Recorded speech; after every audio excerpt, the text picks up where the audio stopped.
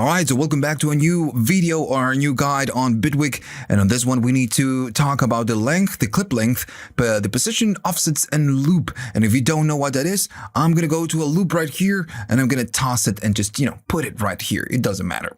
So when I select the clip, we have some options right here in the left side on the inspector, on the arranger clip, and this is what we are gonna be discussing, the position, length, offset, and we are gonna be talking about how the looping works. So some of these things are really obvious, but some of them are not, like the offsets and looping and maybe the signature. So we're going to talk about how that works. Okay, so let's start easy. I'm going to be maybe just looping the whole thing. I'm going to select the clip, and for now I'm just going to close this.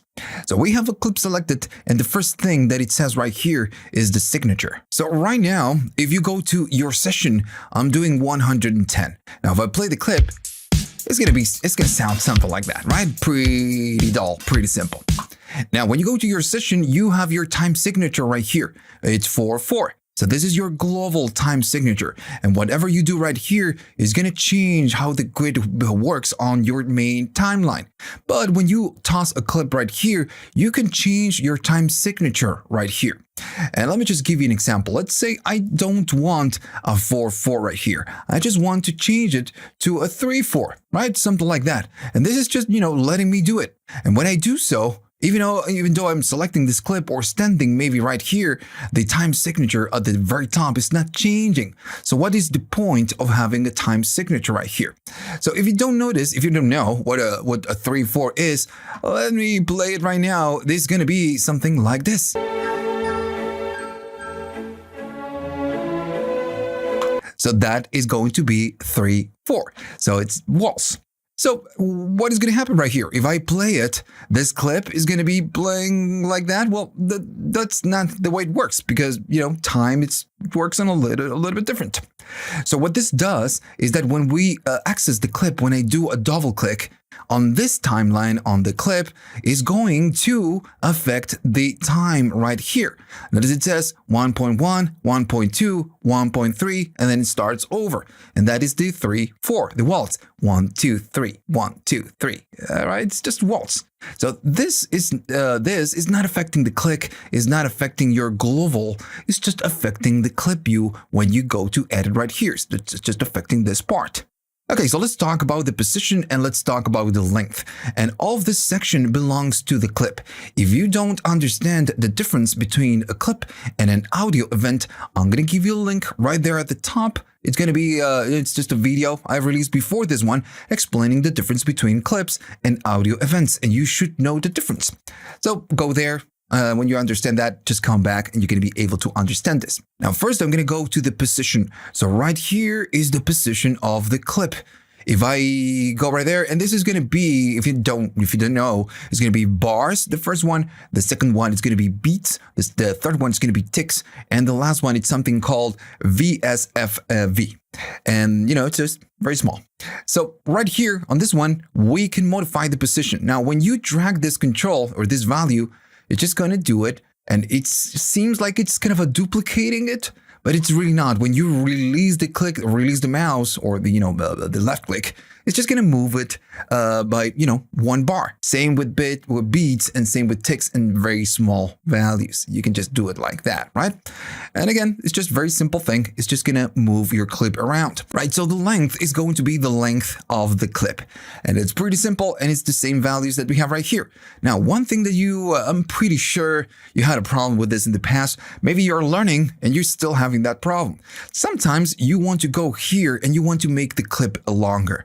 So if you go and stand right here, you get that icon, but you also get a loop. So if you drag it from here, it's going to start looping. So this is going to be this feature that we have right here, and we're going to talk about that in a minute. But also, if you go right there, you don't get the looping icon. But still, if you make it bigger, it's going to start looping. So what the fuck? Well, the thing is that if this option is enabled, whenever you make this longer, it's just going to start looping. So if you don't want that behavior, you just need to go here, disable it, and then go right there and just make it longer. And that's just it's gonna work. Now with this control, the length, we just can do that. We just can go here and just make it longer, make it shorter, and so on and so on and so on. And it's the same values, right? It's pretty much the same thing. So let me just go back. This is pretty obvious. Now what we need to do, we need to talk about the next thing, and the offsets are not that obvious. Now the offset, it's pretty much where your sound or where your clip will start playing. That's why it's called offset. So if I go right there and double click that clip, I'm going to be standing on the clip view. Make sure you're not on the track, but you are on the clip right here. So your clip has a starting point and has an ending point. It's going to start and it's going to end at some point. Pretty simple. So on the clip right here, this is going to be your offset. Now, when you move this, it's going to start offsetting whatever is the start of the clip. So instead of starting from the very beginning of your audio event, you're going to be offsetting the value so much that you're going to be playing maybe the last part of the clip. You can even do something like this or maybe something like that. And what you're doing is an offset. Now, when I move this right here, I want you to notice right here that the offset's values and the length of the clip are changing. So this is pretty much what the offset means, right? You're just offsetting the starting of the playback on the audio. And notice that the playback head right here of the audio when you do play is just starting from a different place. It's not starting from the beginning. It's just starting from whatever you're offsetting. Now, what if you don't want to end on this point? Well, this is still going to is not about an offset, but you can still use it. Maybe what I want to do, I want to start playing this clip right here, but I want to end it way before that. So now every time we use this clip, it's just going to be playing. It's just going to be playing that part. So now what we can do, we can go right here and reuse it the way we want to. Now, let me just go back. So that's what the offset means, is you're offsetting the start of your playback head on within that clip. Now, let me give you a different example because I want this to be super clear. I'm going to bring a different file and I'm just going to change the color. And it's the same drum loop. It's just the same. Now, what I want to do the same thing we did right here, but I want to do it the way we do it on different DAWs. So if I go right there, I'm going to be chopping this and let's just pretend that this is the part I want. And I'm going to delete this, and this is the slice I want. I just want this part of the clip. Now on other DAWs, what we do is that if I want to see whatever I have after or before this clip, I need to go to the audio file or the audio clip and just drag it and see if I have something before or if I have something after. And for this one, I'm going to make sure that this clip has no looping. So yeah, that's what we need to do. Now on Bitwig, this works a little bit different because remember now we have the clip ranger, which is the container, and inside we have the events. And notice what is going on when we slice the clip. We are adjusting the offset to whatever we sliced it, and now the end is going to be to whatever the end is when we slice this file. So we are doing pretty much the same. We are doing here with this slice tool. So I'm going to delete this one and go back to our file. So when you do this, you instantly know that you have information right here and information right here. So you can just adjust whatever you have and maybe select a different part of that clip. So one tiny gotcha that you need to know, when you work like this, when you do something like this, and you know that you have information before or information after, you can move whatever is inside. Now, what you can do is do Alt. Now, whenever you do Alt, you can see the icon right there is like an arrow and a bracket going to the left and going to the right. So this means that you can move the clip that is inside. Now, holding the Control, I'm going to be doing this. Oh, it actually is the Alt. Moving this, and I'm going to be adjusting whatever we are going to be playing back. And this one is moving the audio event behind the scenes. Now, the only difference is that you don't do it from here. You're just doing it from here. Now, when you do this, it's going to freely let you move it. Now, sometimes what happens if you want to snap it to the grid? Well, in that case is Alt, and you need to do Shift. Now, if you do Shift, it's going to snap it to the grid, so you can adjust whatever it is that you're doing and, just, make a selection. All right, so let's talk about the looping that we have right here. Now that we understand the offsets, this is going to be a little bit related because the offsets are kind of tied to the looping. So right now we have the same clip. We start, the offset is, right there. The playback is right here in the beginning, and we are ending right at the end. So we play the whole thing. So whenever I go right there and move it like this, we are going to be enabling this looping. So this is what the looping will do. It will just loop whatever is that you're dragging, right? This is completely equal to do control and then D and just duplicating the different, well, not completely equal. It's just duplicating whatever clip that you have right there. But in this case, if you want to do something like this, you just don't need to. You just can go right there and drag it and it's just going to loop it for you. Now, there's one thing that you need to know, because maybe you're saying, oh, okay, so we have the start and the length. This is going to adjust the start of the length of the clip, just like we do on the loop. Well, not really. So let me just go back. So right there, whenever there's no looping, this is going to go off. And whenever I drag, it's going to go on. Now, notice that if I toggle this on, this bar that we have right here at the bottom is going on. It's just turning on. And by default, whenever we are not doing looping, this loop bar is going to be off. So this is what this bar means when we are on the clip view. It's just telling us how the loop is going to be. In this case, the loop starts from the beginning and it will go all the way at the end. So it means that when we loop, the loop that we are going to be getting is the whole damn thing. So this start and length will adjust the loop bar, and this is just going to change how all of this is going to work.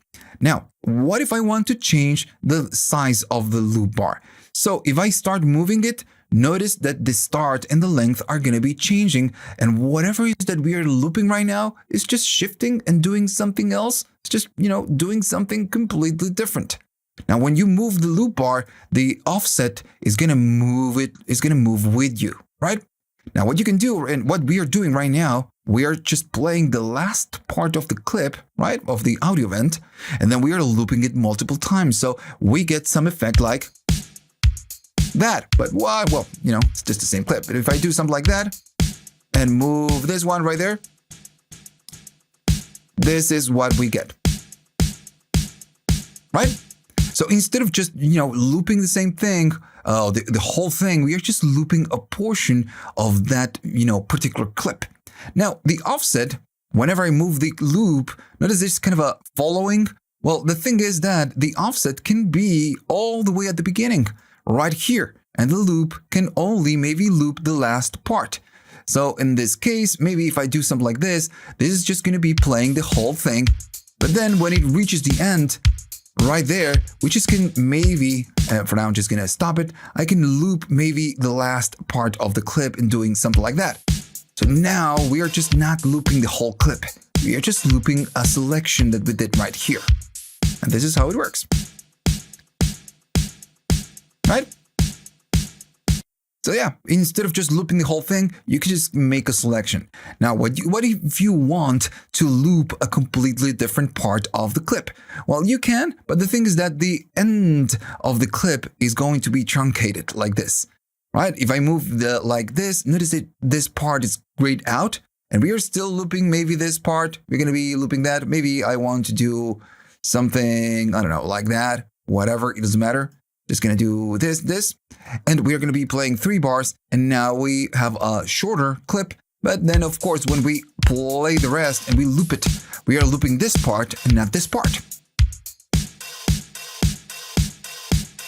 And notice that it's looping right here, but right there on the arranger, it's just keeps playing and playing and playing.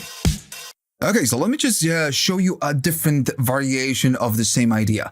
I'm going to bring an album break. And if you don't know what an album break is, let me just adjust it. The tempo of this is 172.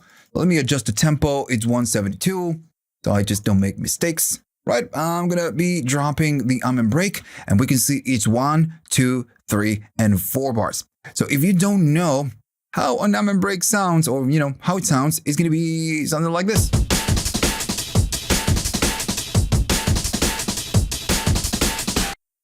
So that is an album break. All right. So, okay. So what I want to do, I want to use this loop thing that we just learned in different ways. in this case, maybe what I want is just maybe just loop one portion of this when the whole track begins. So we can use this to our advantage. Maybe I want to play a little part of this. And I'm maybe going to go and just play the last part, just the last part. So now we are going to be playing this tiny portion. So for now, just going to be going like this. It's going to be a very small clip because this is what we are playing, right? So what if we want it to loop, but I just want to loop that part. So we are going to be enabling the loop, and now we need to mess with the loop bar. So if I just select that and make sure everything is right there, and I go here, I'm going to be looping this, and I'm just going to be getting that sound many, many, many times. Right? Because we are looping that part of the clip. Now I'm going to do a different thing. I'm going to select this one, I'm going to duplicate it, and I'm going to make this one, I don't know, pink. So on this one, we are going to be starting right from the beginning. So we are going to be playing the whole clip, and the loop is going to be playing the whole thing. So when I loop this, it's just going to repeat the same clip over and over again. Let me adjust it to the beat down 4. All right. So we're going to be getting that. But maybe what I want to do, I want to start with something else from this clip. And then when we loop it, we want to loop the whole thing. So remember, there's a difference between the offset and the loop bar that we have right here. So what I want to do, I want to start playing with a very small part of this clip, and then when I loop it, I want to do the whole thing. So what I can do the same trick we did before. I'm going to be offsetting the start right here. Maybe I'm going to be playing, I don't know, this part, maybe a little bit less. I'm going to be doing something like this. So this is what I want. I want this. So now I'm going to be going right here, and I'm going to be putting this here. So this is going to be, it's going to sound something like, and then we have the last portion of the same clip. But now what I want to do, I want to loop this, and I don't want the last part. I want the whole damn thing. So when we loop it, since the loop bar is going to be right here, I can just go right there, just make it bigger. And now when we drag from the end, it's going to be playing the whole clip. Yeah, so it's just a tiny, little trick. So, and then we go to the clip. Now we can do this smaller, just, for the sake of time. I'm going to go maybe do something like that, and I'm going to be putting this right here. So I'm going to start playback. So we are using the offset and the loop bar just a little bit more creatively. One more thing before you can call it a day, notice that this one, it's applying a fade. So whenever you do loop, by default, it's doing some fade. Now the thing is that it's very small and you just don't see it. Now if I go right here, I'm going to be doing this. On this one, we are playing the whole damn thing and we just looped the end of this. But what if I apply fade? The fades. So by default, it's crossfading, but it's super small. We are just not able to hear it. Now, if I do something more aggressive, notice that something is happening. Let me just do it like that. Notice that right here, we get something different. Maybe I'm going to make it like that so you can see it. It's doing a crossfading right here. So when we do the loop, when we loop and we go to the next iteration, is going to do some crossfading. And this is just telling you, or how aggressive you're doing. Now you can go right there, or maybe do a little bit small. Now it's going to be super obvious if you do a lot. So let me just do the playing, and you're going to be able to hear this. See? So it goes down because it's crossfading to nothing. You're applying some fade, and then it plays the whole clip.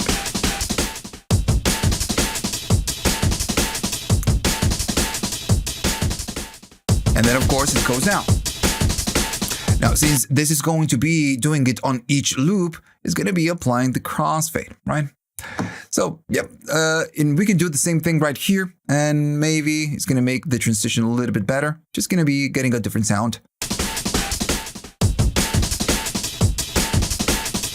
So that's what the fade means. Now, the fact that you have it right here, it doesn't mean that you need to use it. It depends on what you're doing right here. But remember, it's going to do it every time that you enable the loop. can you do all of this with MIDI? Yes, you can. It works the same way.